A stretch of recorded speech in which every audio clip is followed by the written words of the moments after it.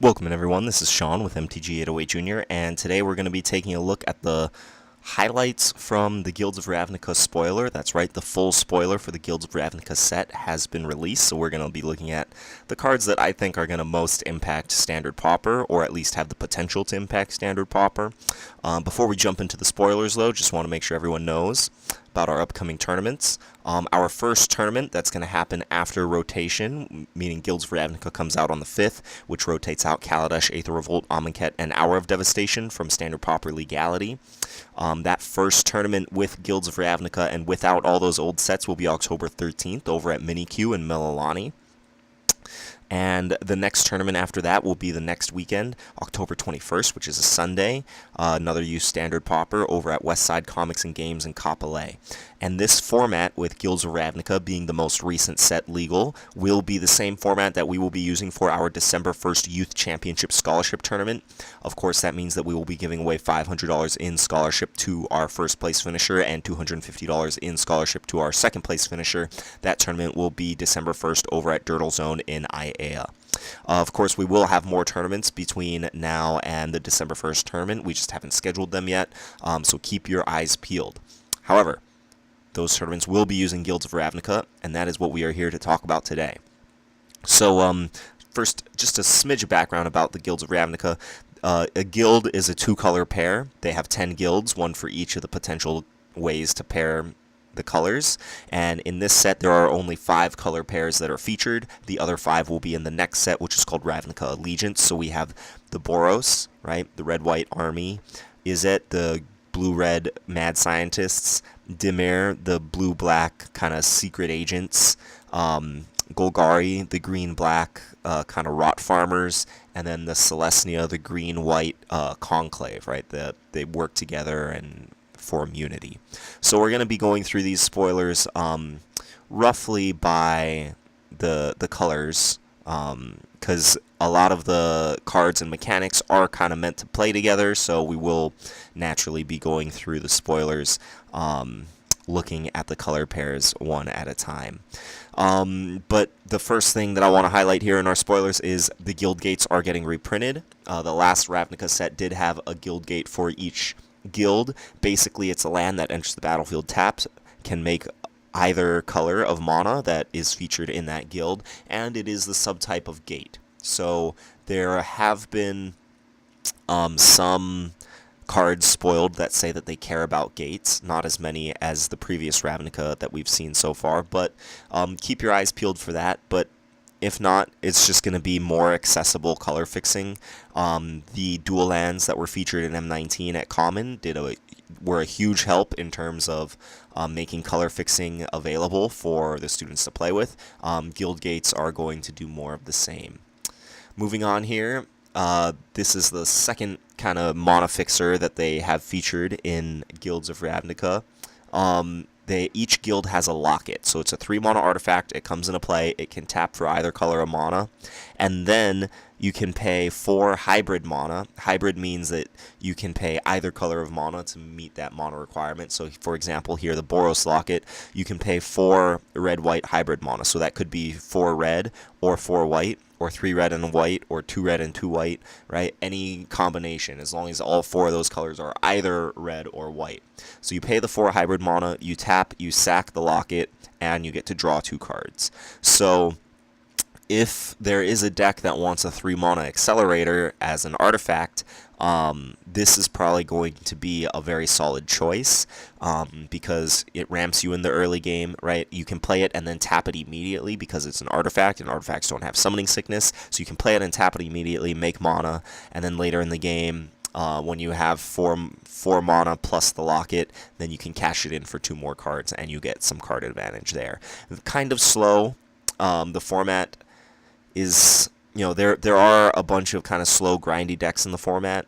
I don't know which of them are going to want these guys, but this is a very solid option to keep in mind. Alright, moving down. I'm going to start with the one downshifted uncommon that got reprinted in this set. So We Dragnauts is 1 colorless, 1 blue, 1 red for a 1/3 flyer. And it is an uncommon in this set. However, it was printed as a common in one of the old Ravnica sets. I don't remember which one featured the Izzet, but it's a 1/3 flying fairy wizard. Whenever you cast an instant or sorcery spell, we Dragonauts gets +2/+0 until end of turn. It is a relevant creature type wizard. We have seen a blue-red wizard deck kind of be like borderline playable in the last format. It just needs a couple more wizards in order to make it playable, and I think that this is going to be a very solid choice. So there's the Aven, I don't remember the name of it, the one in M19, the 3-mana 2/2 that flying that essentially has prowess. So with this and that on 3, if you fill your blue-red wizard deck full of spells, you're going to have some incentive to do so. Speaking of filling a wizard deck full of spells, the Jumpstart mechanic is perfect for Spells Matters decks. So here we see Maximize Altitude, 1 blue sorcery, target creature gets +1/+1 and gains flying until end of turn, and you can jumpstart it from your graveyard, meaning if it's in your graveyard, you can pay the mana cost again, discard a card, and exile this card to cast it again.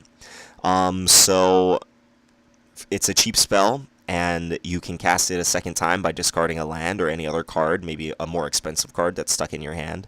And if you have a deck full of triggers, or, triggers like We Dragonauts, where they care about how many spells you cast, this will fit right in. If you have a deck full of a bunch of ground creatures and you're trying to get in the last couple points of damage, this will fit right in. So I think this is an easy inclusion into the wizard deck. I'm very confident that there will be one.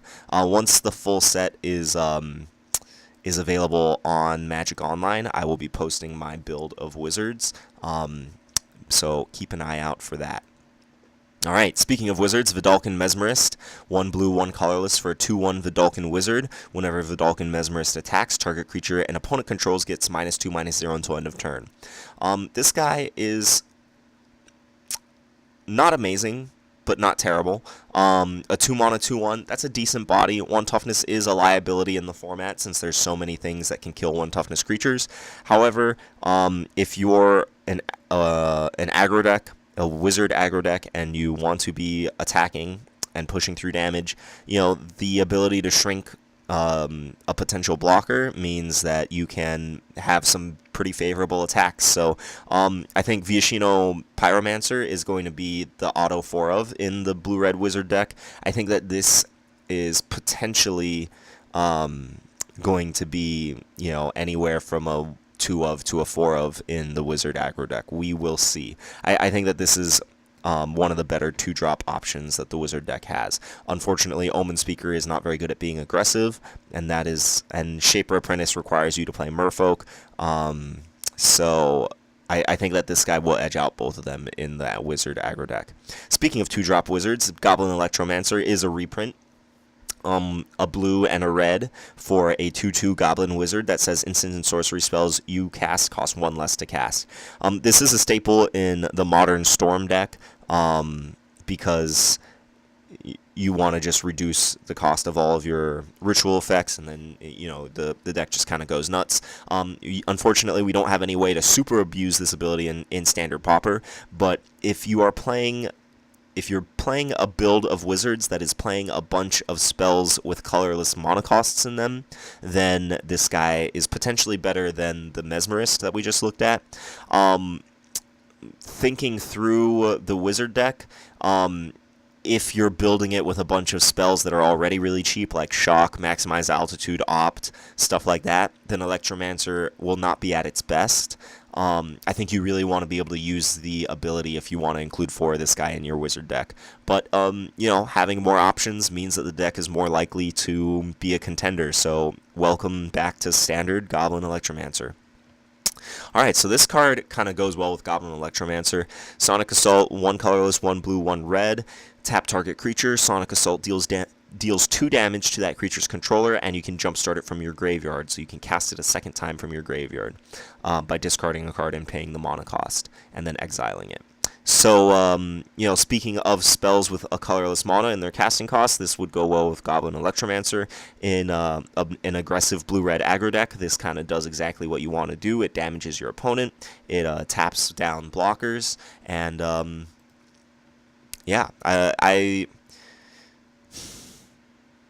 I don't know if this card will see play, because temporarily tapping down creatures, especially just one creature, and for only spending 3 mana to only tap down a creature for a turn is a lot. However, that said, removing a key blocker and dealing 2 damage might just be enough to kind of end the game, especially if you can do it once at the end of their turn and then jumpstart it again on your turn to deal 4 total damage, remove 2 blockers, and then come in for the kill. So I think this card might see some play. I don't think it'll be a 4 of, because you draw too much of this effect and you're just going to be tapping down your opponent's creatures while they're continuing to develop the board, and eventually they're going to overwhelm you if this is all you're spending your mana on. So you don't want too many of this thing, but I think maybe 2 or 3 in an aggressive wizard deck will be great. So speaking about spells matters, this jumpstart card, Radical Idea, 1 blue, 1 colorless, draw a card at instant speed, and of course you can jumpstart it from your graveyard. So this does not provide you any card advantage, because you lose Radical Idea the first time you cast it to draw a card, and then you have to discard another card in order to jumpstart it, so it's not card advantage, but as I said, if you're playing a build of wizards that cares about casting spells to trigger your creatures, then Radical Idea seems very solid. Unfortunately, I think there's only Wee Dragnauts and that Aven, whatever its name is, in M19 that care about you casting creature spells, or excuse me, non-creature spells.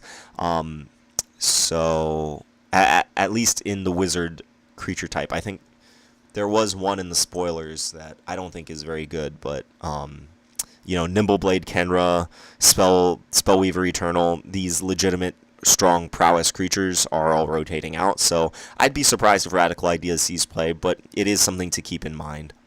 Oh, this is a second maximize altitude, we'll just close that. Alright, Hypothesizal. I love this card name. I love drawing cards, so I have a soft spot for this card. I don't know what the best home for it is. I don't think there's going to be a blue-red control deck, and then the blue-red aggro decks, this might be a little too high on the curve for them to want it, but it's a red, a blue, and 3 colorless, instant, draw 2 cards, then you may discard a non-land card. When you do, Hypothesizal deals 4 damage to target creature. So, you know, maybe a blue-red wizard aggro deck will have this sitting at the top of their curve, right? When they run out of gas, you can cast it, and then they either net 2 cards, or they draw 1 card, or they net 1 card and then kill a creature. So you're going to get some card advantage. You're going to have some options. I think this card has a lot of potential. Because it costs 5, I doubt that it'll be a 4 of, but I think it's something to keep an eye on. Oh, and this is a second Sonic Assault. Alright, Direct Current, 2 red and 1 colorless sorcery. Direct Current deals 2 damage to any target. So this is just strictly worse than Shock. It costs 3 times as much, and it's a sorcery. However, you do get to jumpstart it. So assuming that your opponent has a bunch of 2 toughness creatures that you will be able to kill with this, you know, paying 6 mana and discarding 2 cards to kill their 2 creatures, it's kind of a steep cost, but you know, if you're playing a game plan where you just want to kill all your opponent's creatures, this might be the card for you. Because it costs so much, I'm hesitant to say that this will see play, but I think it is important to keep it in mind as an option, especially if you're running into a matchup that has a bunch of 2 toughness creatures and you're just falling behind. Alright, moving on to the Boros Guild. The Boros Guild is the kind of red-white army. This Barging Sergeant is a 5 mana, 1 red, 4 colorless for a Minotaur Soldier, 4/2 haste, and it has the keyword Mentor. Whenever this attacks, put a +1/+1 counter on target attacking creature with lesser power. So you don't have to be red-white to be playing Barging Sergeant. You might just put it in your mono red deck or some red something else deck, and you know, because this guy has haste, I think it has some potential. Having only 2 toughness and dying to the most commonly played removal spell in the format is a huge downside. However, you know, assuming that you get 1 hit in with it, you're either dealing 4 damage to them or trading with a creature, and putting a +1/+1 counter on another creature you control. So I think that this guy does just enough the turn that it enters the battlefield to make it okay to only have 2 toughness. But if you are playing this guy, I would be very wary of your opponents having 1 red mana open. But yeah, an aggressive deck, this guy seems great. So the Mentor mechanic, let me back up a little bit. So Mentor, whenever this creature attacks, put a +1/+1 counter on target attacking creature with lesser power. You want to have cheap creatures. If you're playing mentor creatures, you want to have a bunch of cheap creatures in play that are worth buffing up. Healer's Hawk is the perfect card for that. So 1 white, 1/1 flying lifelink bird, and you know, you can play it on turn 1, start getting in your 2-point life swings, right? You deal 1 damage to them, you gain 1 life. That's a 2-point life swing. On its own, that would be, you know, very solid in Standard Pauper. And then taking into account all the different ways you can buff it up with either Mentor, Short Sword, you know, you name it. If you can make this thing into a 2/2 or a 3/3, you have a very, very potent threat. So Healer's Hawk is my pick for the best card in Standard Pauper in the set. I think this guy is going to make waves, whether it's mono white aggro, whether it's red white aggro. I think any white aggressive deck is going to want to play this guy. So Healer's Hawk definitely going to make waves in the format. All right. Speaking of red-white, if you did want to play red-white, you do have some sweet gold cards that are going to help you out. So a white, a red, and a colorless for a 2/2 flying haste human knight. You know, if you pay the price of having gold cards in your deck, meaning you need 2 colors to cast them, it restricts your deck building potential, but it does pay you off with some power. A 3-mana 2/2 flying haste is exactly what an aggressive deck wants. Also, this guy is a perfect card to mentor onto. You know, you play it on turn 3, you get in for some damage, and then later in the game you can mentor onto it, and then you have a bigger flyer. So not quite as good as Healer's Hawk, but still very strong. This guy, I think this guy is great. 1 red, 2 colorless for a 3/3 human soldier. It has Mentor, and it cannot attack or block alone. So that is a pretty steep downside, right? If a control deck kills all your other creatures, this guy essentially sits in play and does nothing. However, you're going to put this deck, or you're going to put this card in a deck where you have a bunch of cheap creatures, right? Fanatical Firebrands, Healer's Hawks, you know, Nest Robbers have haste. Just, this guy is great. A 3-mana 3/3 is a very solid body, and it has Mentor. So it's essentially a 4/4 when it the first time it attacks, because it's going to be buffing something up, right? So in terms of bang for your buck, this guy is as good as it gets. Just make sure that you are putting it in a deck that is going to make sure that there are going to be other creatures in play. But I think this guy is going to be very, very strong. Might edge out Frilled Death Spitter as the 3-drop of choice in the mono red aggro decks. We will have to wait and see. Alright, Hunted Witness. Speaking of aggro decks, this guy is pretty solid. The white 2-drops that rotated out, Sacred Cat and Fanbearer, you know, Healer's Hawk, I think, is close to their power level. Hunted Witness is definitely not, but I think it is the next best white 1-drop that we have. So it's 1 white for 1/1 human. When Hunted Witness dies, create a 1/1 white soldier creature token with lifelink. So the with lifelink is important. So the front half, you know, 1-mana 1/1 is whatever. It's fine, but not exciting. You don't want to fill your deck with 1-mana 1/1s that don't do anything. But this 1-mana 1/1 does do something. When it dies, you create a second 1/1, and that time it has lifelink. So it's better the second time around.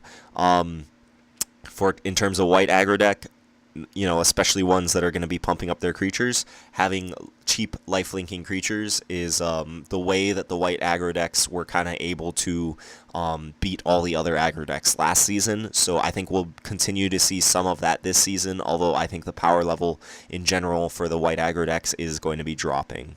But this guy is great.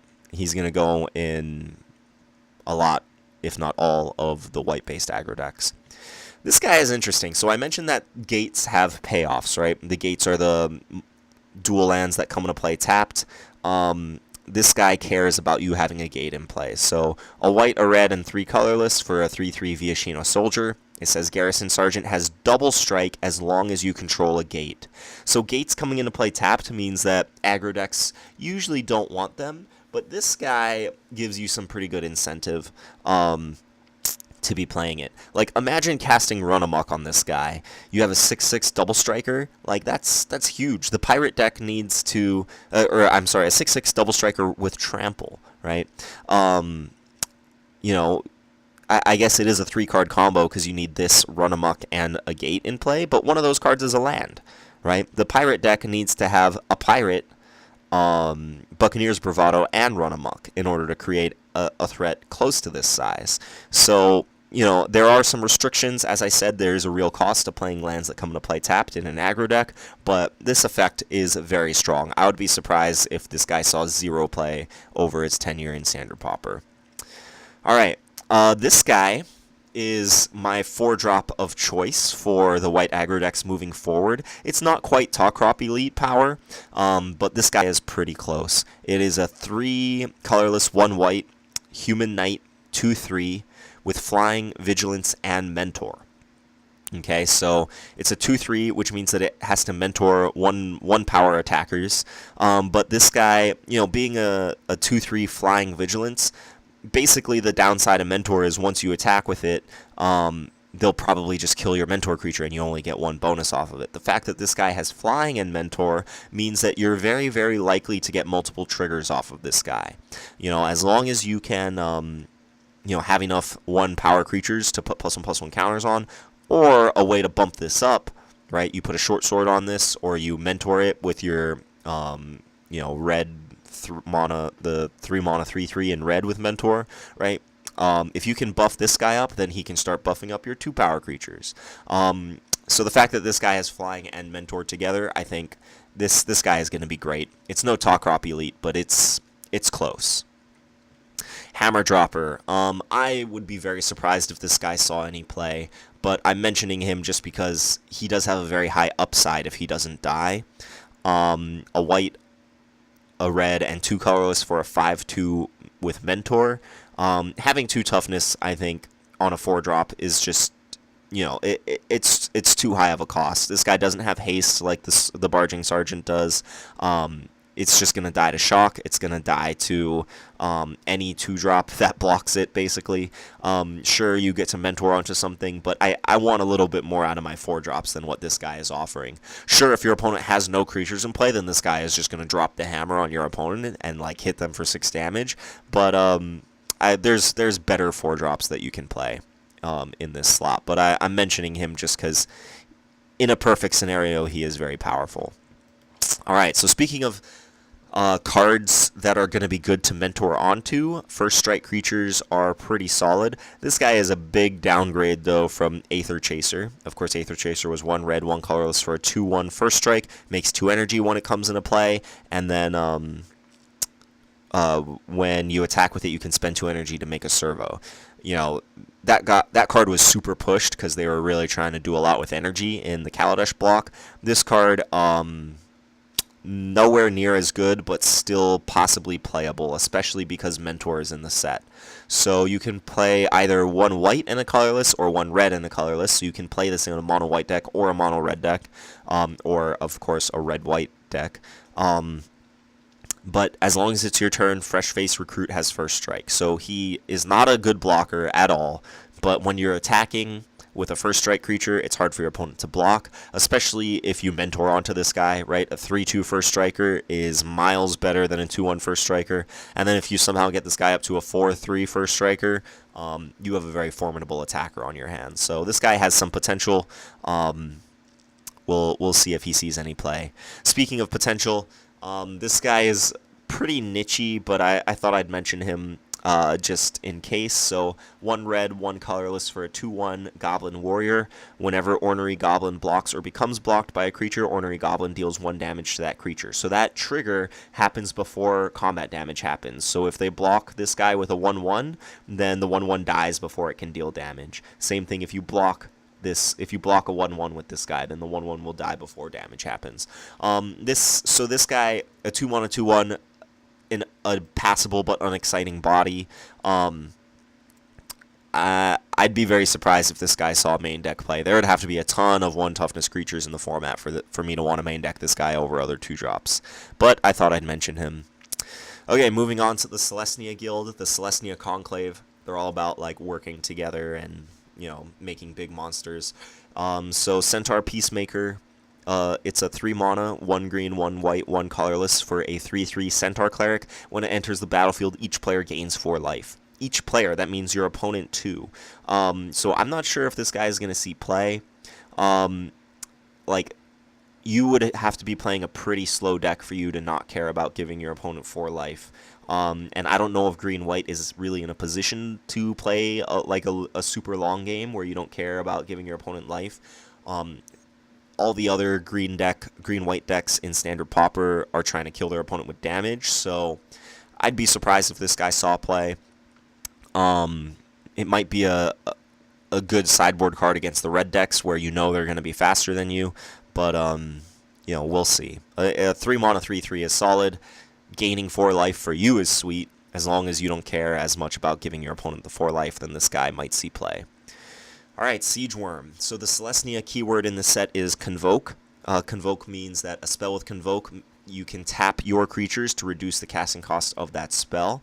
You'll either reduce the casting cost by 1 colorless or 1 mana of that creature's color. So if you have 2 green creatures and 5 colorless creatures in play, you can tap all of them and cast Siege Worm without paying any mana at all. So having Convoke, if you have a deck full of small creatures or, you know, that makes a bunch of tokens, then Siege Worm is pretty solid. It costs 7 mana for a 5/5 trample, and, you know, compare this to Colossal Dreadmaw, the 6 mana 6/6 trample dinosaur. That guy saw almost no play in Standard Pauper. So this is 1 more mana for a slightly smaller body and a non-relevant creature type, but Convoke, you know, means that you might end up casting this guy for like 4. You would have to have a bunch of token makers or a bunch of tiny creatures that you're not going to want to attack with in order to make it worth playing this thing, but I think it has some potential, although the fact that Colossal Dreadmaw saw almost no play in Standard Pauper makes me curious if this guy will see play. We will see. Alright, Sumala Woodshaper. I think that in terms of building a green-white deck that wants to take the game long, this guy might just fit right in. So it is a white-green, 2 colorless, 2/1 elf druid. When Sumala Woodshaper enters the battlefield, look at the top 4 cards of your library. You may reveal a creature or enchantment card from among them and put them into your hand. Put the rest on the bottom of your library in a random order. The 1 toughness on your 4-drop might be a liability against some decks, but basically having a 4-drop with a decent body, this will probably trade with something over the course of the game. So a 4-drop with a decent body that draws you a card, it's even better than drawing you a card because you get the choice, right? If you're playing any number of luminous bonds in your deck, then you might even hit a removal spell off of this, right? I'm sure that your deck is going to be chock full of creatures, so there's a good chance that you're going to hit a creature in your top 4 cards. So I think this guy has a lot of potential. In terms of what kind of shell it's going to be in, I'm not sure. Like the green-white deck, if you're playing a token green-white deck, then you're going to be playing a lot of instants and sorceries that make creatures, you know, like Sapperling Migration and Queen's Commission and stuff like that, and those don't necessarily get hit by this, so finding the correct home for this, I think, will take some brewing. However, I think if you can find a good home for this, this is going to be a very powerful card. Alright, moving on, we continue to see Convoke creatures. This guy, I think, is sized more appropriately to have a better chance of seeing play. So it is a white, a green, and 3 colorless for a 4/4 Centaur Soldier with Convoke and Vigilance. Right, so it 5 mana 4/4 with Vigilance, that would be like borderline playable. Probably wouldn't see play in Standard Pauper, but it would be a really good limited card. But the fact that this has Convoke, right, you can potentially play this on turn 3. You go first turn creature, second turn creature, third turn, tap both of them, play this guy. You have a 3/3 or a 4/4 Vigilance on turn 3. So I think this guy is solid. I think this guy is going to see play in a variety of green-white decks. He's just the right size, just the right casting cost, just the right cost reduction benefits. I think this guy is going to see play. Alright, Loxodon Restorer, 2 white, 4 colorless for a 3/4 Elephant Cleric with Convoke. So it costs 6 usually, but most times you'll probably end up paying less than 6 for this guy, and when he enters the battlefield, you gain 4 life. So this guy, you only gain 4 life, right? The Centaur Cleric that we saw earlier was a 3 mana 3/3. Both players gain 4 life. This guy costs 6 for only you to gain 4 life. However, if you're playing against a red deck, if you know you're going to be behind on your back foot, I think that this is a very solid card. It is probably only going to be a sideboard card, but it'll be a very solid sideboard card. Alright, moving on to Golgari.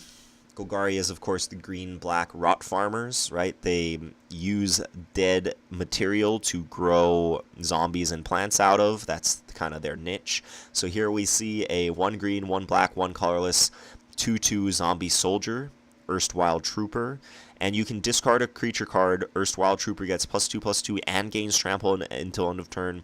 Activate this ability only once each turn. This is potentially a very powerful effect, being able to pump your creature at instant speed for no mana cost, right? You can play this on turn 3, block something, pitch a creature, and all of a sudden you have a 4/4 blocker, or you can attack and you don't need to spend any amount of mana to threaten this guy becoming huge. However, this guy does die to shock, right? You can attack with this creature, they block with their 2/2, you go to discard a creature card, and then in response to the trigger resolving, your opponent can just shock this, and then they got a 2-for-1 and a huge tempo advantage. So I'd be surprised if this guy sees play, but in a vacuum, I think that this guy is powerful enough to be considered. Unfortunately, he just leaves you too open to removal spells for me to want to play this guy. If he were a 2 mana 2/2 with this same exact text, he would for sure be an inclusion in green-black aggro decks, but he is not. So I'd be surprised if this guy sees a ton of play. Alright, Crawl Forgers, 1 green, 4 colorless for a 4/4 insect scout, and the Golgari keyword in this set is Undergrowth. So when Crawl Forgers enters the battlefield, you gain 1 life for each creature card in your graveyard. So Undergrowth cards care about the number of creatures in your graveyard. If there is a deck that Erstwhile Trooper is going to have a home in, then it's going to be a deck with a ton of Undergrowth cards, because discarding creatures from your hand straight to your graveyard might be what your Undergrowth cards want to do anyway. So this guy, it's a 5 mana 4/4. That's decent stats. Gaining 1 life for each creature card in your graveyard. I think you would need to be very confident that you're gonna gain 3 to 5 life by turn 5 to want to include this in your main deck. If you are playing an Undergrowth deck, this will probably be a good sideboard card against those aggro decks, but kind of underwhelmed. Don't really want to put this guy in the main deck. Alright, Burglar Rat. I think that this is a Golgari card, mostly because of the Undergrowth effect. If you're playing Undergrowth, you want to play a bunch of creatures that you can either play early and get value out of, and then chump block and put them in your graveyard, or just creatures that you can discard, right, to Erstwhile Trooper or whatever. Just a high creature density in your deck. So this is like a creature with a spell tacked on, right? 1 Burglar Rat, 1 black, 1 colorless for a 1/1 rat. When Burglar Rat enters the battlefield, each opponent discards a card, right? So you play it, you get your card off of it, right? They have to discard a card. If you get to trade with a creature, then you got yourself a 2-for-1, congratulations.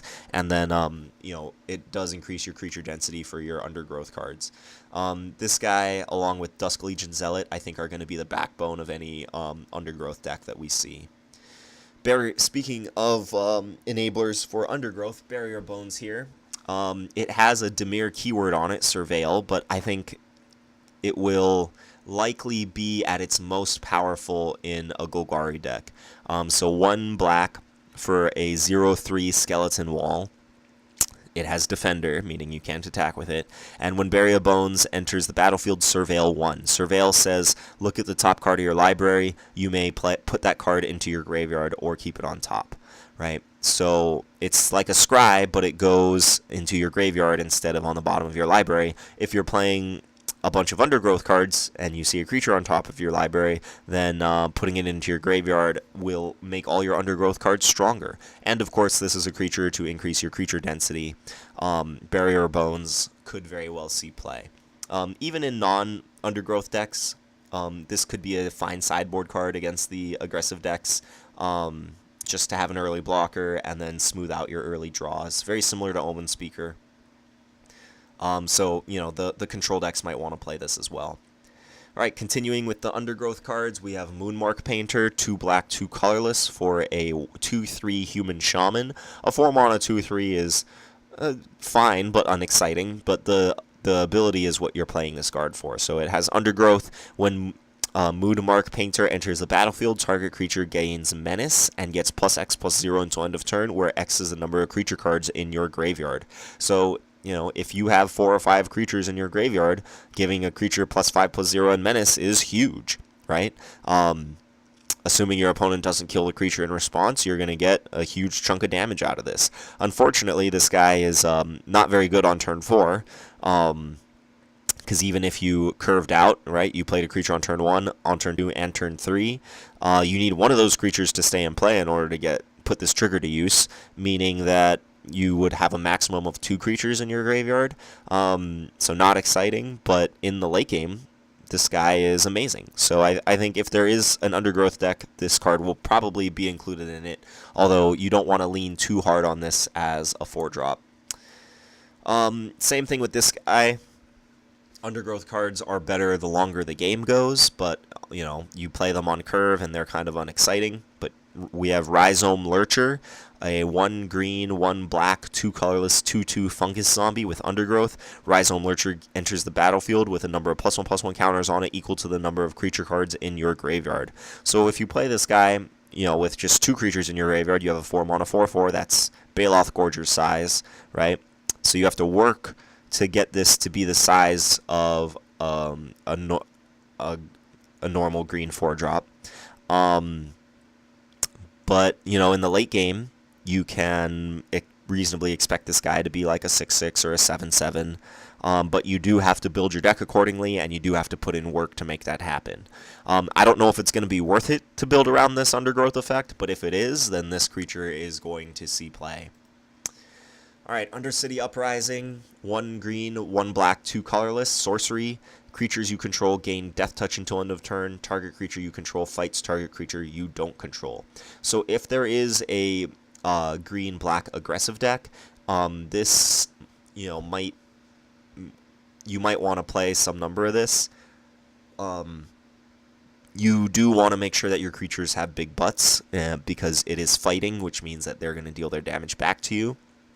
But giving your whole team Death Touch for a turn means that there's in a best case scenario, you will cast this, you will kill one of their creatures, whatever you fought it with is going to live, and then your whole team will have Death Touch, and you'll have a really good Alpha Strike turn on your opponent. I don't think you want more than 1 or 2 copies of this card, even in a dedicated green-black aggro deck, but it is powerful enough that it is worth mentioning here.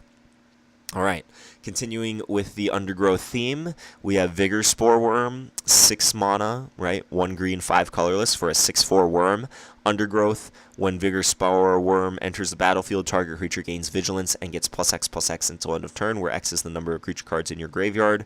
And Vigor Spore Worm can't be blocked by more than 1 creature. So this is a fine body, right? Playing this guy on curve seems fine. A 6 mana 6/4 that can't be blocked by more than 1 creature. On its own, that would be like borderline playable, and then the undergrowth is just gravy on this. So even in a not super dedicated undergrowth deck, I can see this creature. I can see a deck wanting to play this creature, even if you're not super dedicated to undergrowth. Because by turn 6, you're gonna reasonably have like maybe 2 to 4 creatures in your graveyard. Assuming you played a creature every turn before this. You know, in that green-black mid-range that we did a deck tech on, right? You have a whole bunch of cheap creatures that you just want to play and get value off of, and then, you know, you want to chump block with them or trade with them, and then by the time you play this guy, you're going to have some number of creatures in your graveyard. So I think this guy is going to see play. Alright, moving on to Dimir. The blue-black, they're kind of like the assassins or the secret agents, right? We've got Artful Takedown, 1 black, 1 blue, 2 colorless instant. Choose one or both, tap target creature, or target creature gets -2, -4 until end of turn. So I'm in a mid. If you're playing this card in a mid-range deck, then you can use this card to kill a creature, right? You can give something -4 toughness, which will kill almost anything in the format, and then you can tap another target creature. So if you're playing in a control deck, you can kill a creature and tap an attacker to prevent it from attacking you. If you're playing this in a mid-range deck, then you can kill a creature and then tap a blocker to get in some attacks.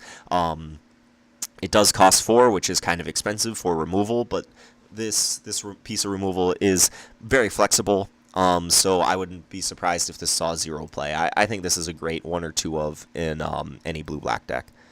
Alright, Darkblade Agent, 1 black, 1 blue, 1 colorless for a 2/3 human assassin. As long as you surveilled this turn, Darkblade Agent has Death Touch, and whenever this creature deals combat damage to a player, draw a card. So it's a 3 mana 2/3, which is decent stats.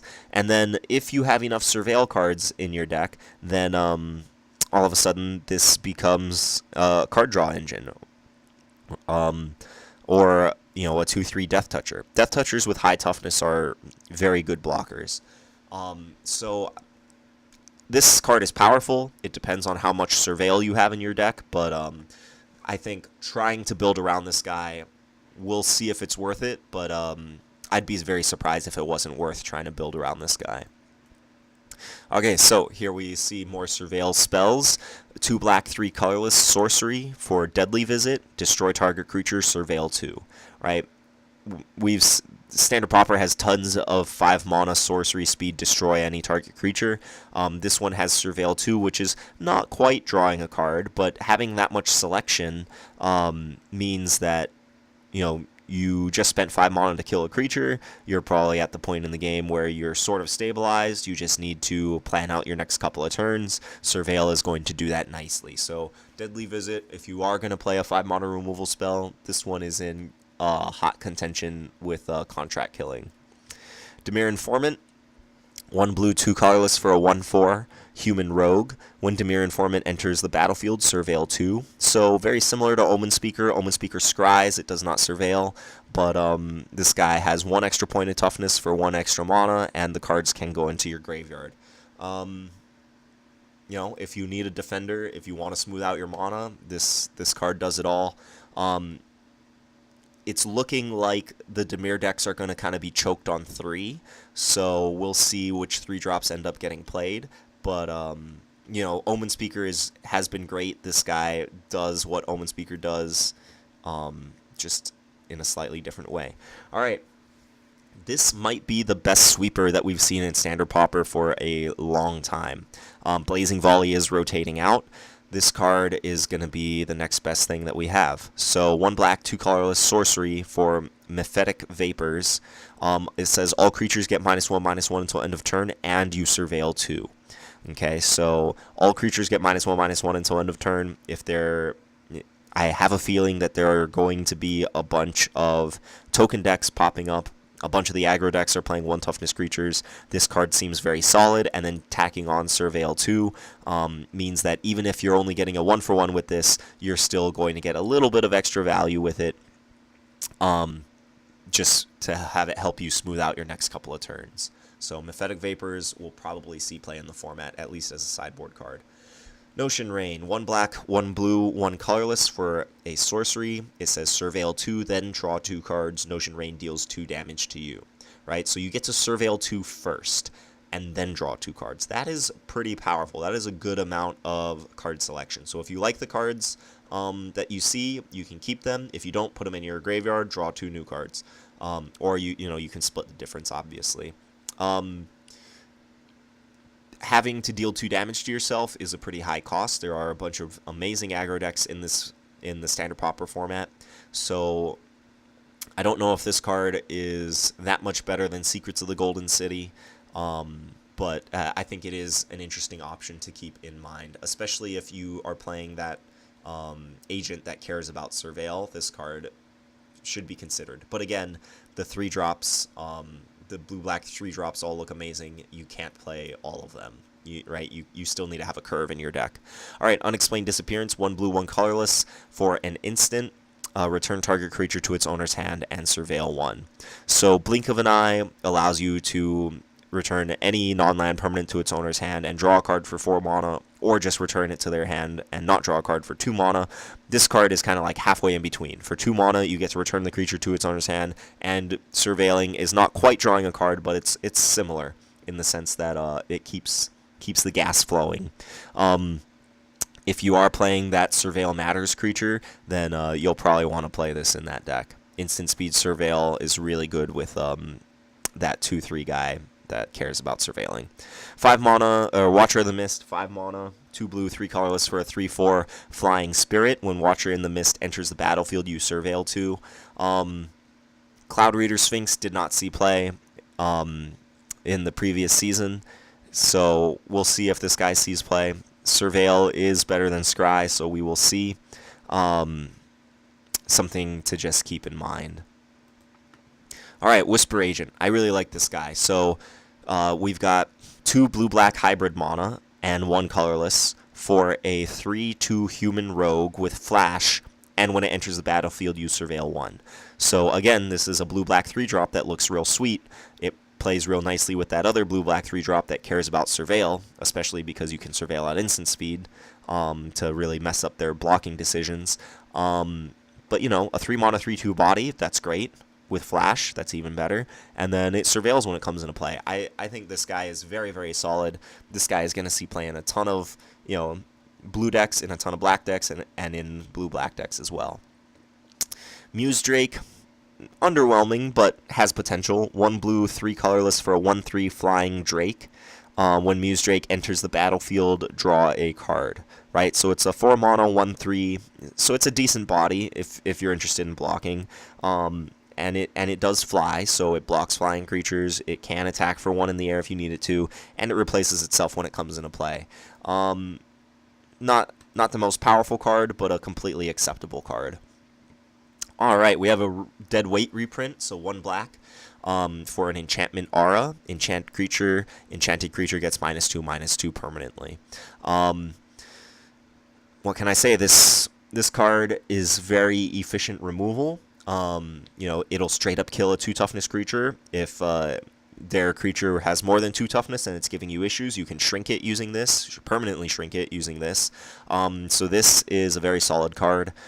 We do have Skullduggery and Fungal Infection as very efficient black 1 mana removal spells, but so I don't know if this is going to see like a ton of play. It is going to have to compete with those cards for slots, but it's always good to have options.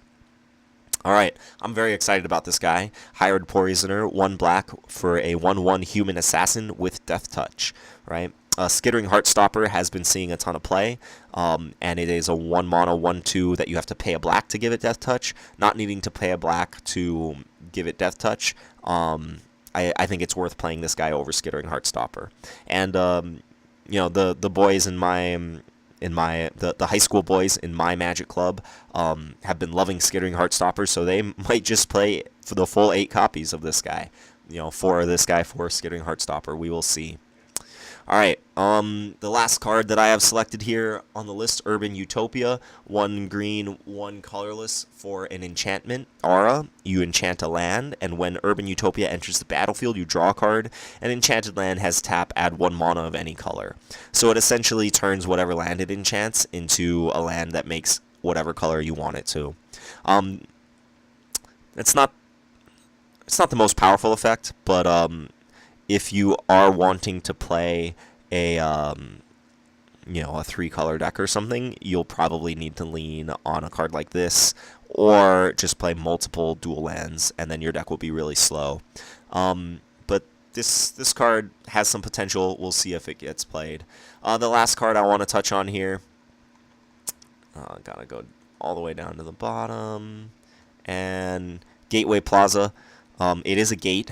Enters the battlefield tapped. When it enters the battlefield, sacrifice it unless you pay 1, and you can tap it to add 1 mana of any color to your mana pool. So If you are playing more than 2 colors, you might want to think about playing this card. It does come into play tapped, and you have to spend a mana the turn it comes into play, so it is very slow. But if you are playing more than 2 colors, then you kind of just have to deal with it. All right, so that is it for today. Let me know if you think I missed anything. Did I overlook any sweet-looking commons that you're excited to play with? I'm personally really excited about this format. Anytime rotation happens, you see a big shakeup in what is going, the decks that are viable. It opens up new possibilities.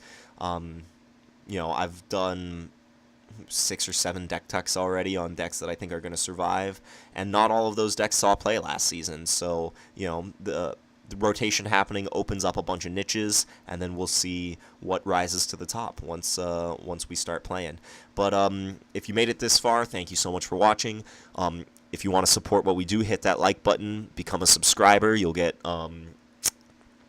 notifications on all of the Standard Pauper content that we post. And then, of course, if you want to support the project and what we do, please consider becoming a patron subscriber. You can choose how much you donate each month, and then each month those donations go towards running youth Magic tournaments here on Oahu. Of course, the scholarship tournaments that we run would not be possible, or any of the tournaments really, would not be possible without the support from our Patreon supporters. So, thank you for stopping by. Hope that this was helpful. Let me know what you think in the comments. Did I miss anything? Did I misevaluate anything? Let me know what you think. Thanks for stopping by. Peace.